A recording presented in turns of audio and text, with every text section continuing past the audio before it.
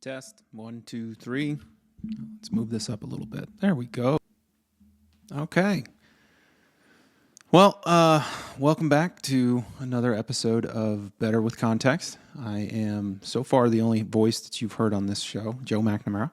And like all the other episodes, today's topic comes from a collection of just things I'm seeing in terms of what topics folks in my network are talking about, things that I'm encountering on the professional front, and areas that I've either had to stop and go and research for myself, or thinking back on what I know now versus what I wish I knew then has really helped to kind of drive today's episode, which, without trying to bury the lead, is going to be about events.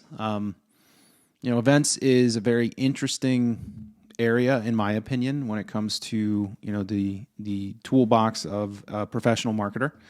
And when I'm thinking about where we are today in 2025, I feel like there is a resurgence of value in terms of what events bring to the table.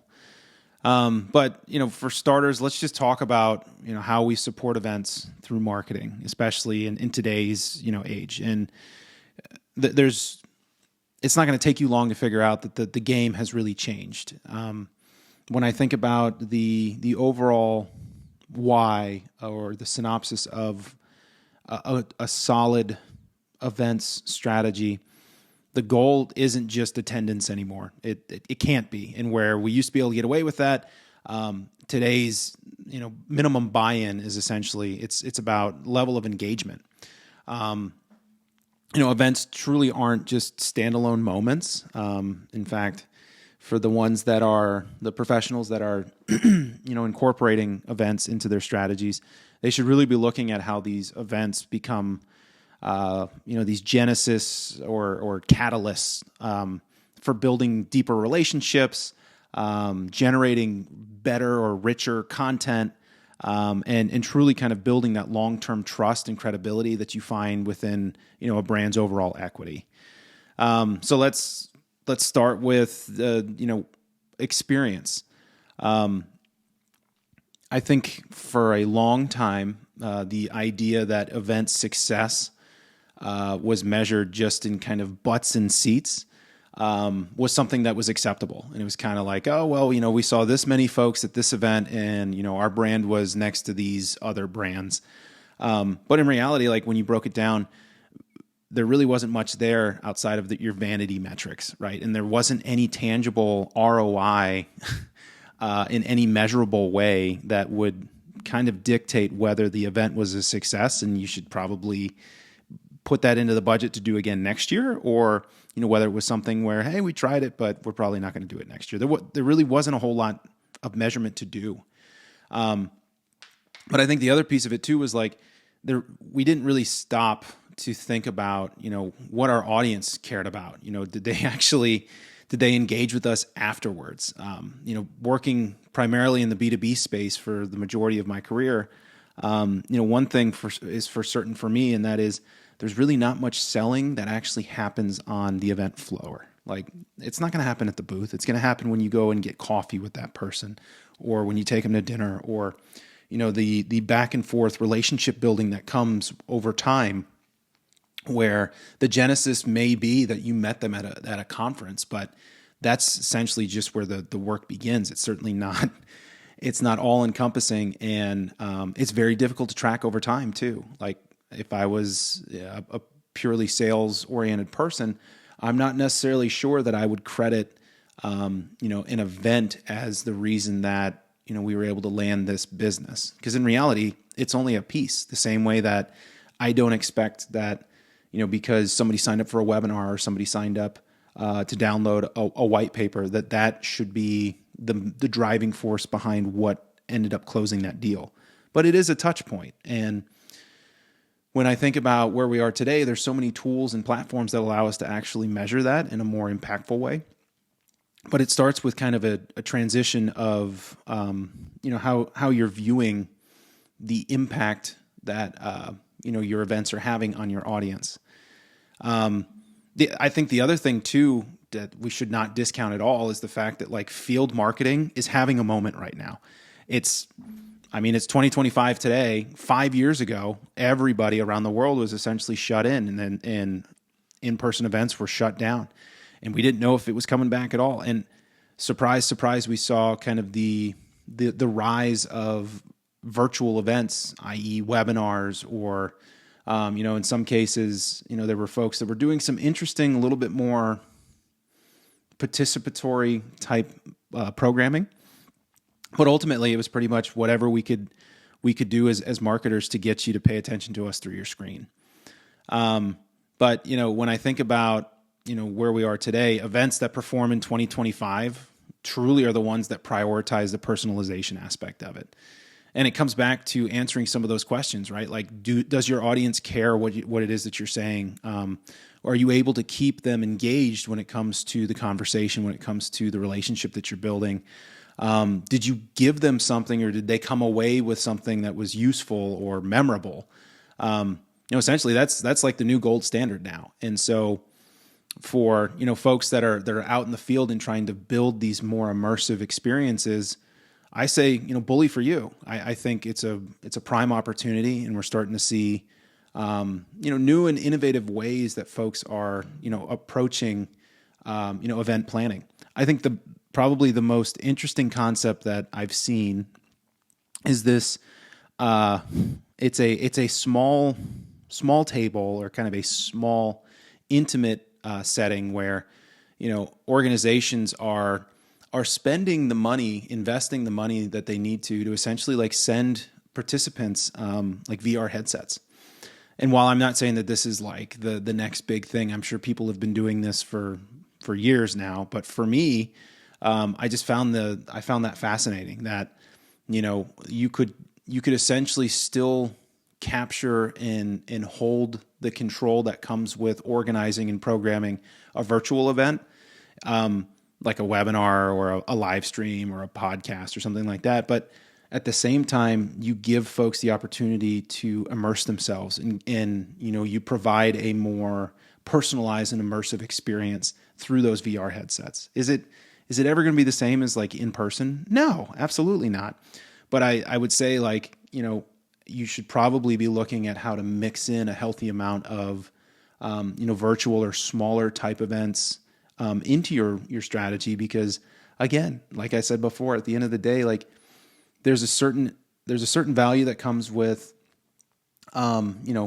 standing up a booth and paying X thousands of dollars to sponsor an event so that your logo is next to your competition, right?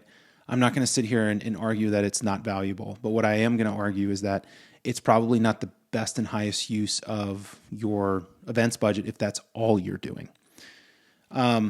And again, when I think about it, brands are the ones that are really leaning into these small, high value formats, like I mentioned, to support sales in a much more integrated way. So the other thing is, it's becoming less and less about volume and much more about value.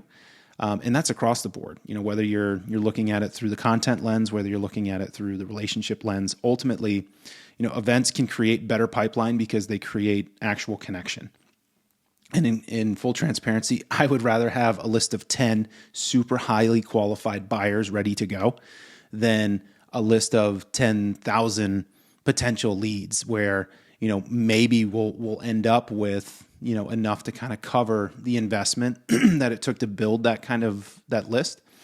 But it's a volume play. And unless you're structured to, exist and action against that at scale, which arguably most companies, most organizations, even the really big ones, probably aren't in that position to fully optimize that kind of investment.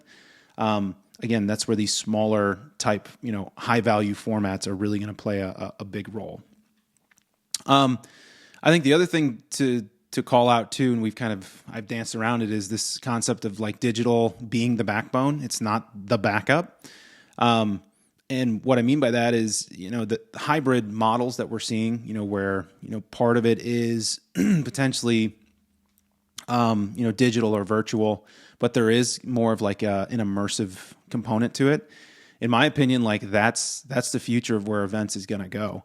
You know, in 2025, the tech layer of your event is probably just as important as the physical one. In some cases, maybe even more, especially with what we're seeing from like a mobile engagement percentage that's hovering, I think, somewhere around like 65%. So if you can crack the code essentially on figuring out how to get in front of your audience through the screen that arguably we're all putting in front of our faces for hours at a time on a daily basis, you're probably going to find some success on the other side of that. But that also means that things like an app, like if you're going to develop an event app, it really should not be an afterthought. It's got to be the front door, right? Like you've got to focus on the wins and be able to deliver, again, a fully personalized and fully immersive experience in a way that's going to move the needle in the right direction when it comes to overall emotional resonance and getting them interested in delivering attention to the areas that you need them to focus on. I don't think this one's going to be quite as long as some of our other ones. I'm kind of thinking about, other aspects of events, but I think the only other thing that I would say is, events are in a lot of ways kind of content engines now. Events are no longer just this one and done concept. In fact, when you look around, some of the smartest marketers are squeezing every drop of content that they possibly can out of these events. And that gets back to what I was saying before, right? Like, can you justify the investment? Can you start to report on, what the overall return of that investment might be? And to clarify, like, when I say that we're creating content, it's not just like a recap blog or like a few social posts. Like, no, they're going into it with eyes wide open and planning with the post-event runway in mind from the start, meaning, that they've got everything in place. They've got the campaigns set up, the sequences. They have a pretty good understanding of like the kind of content that they're going to want to push out, and they want to do it with a very tasteful and very personalized touch to it too.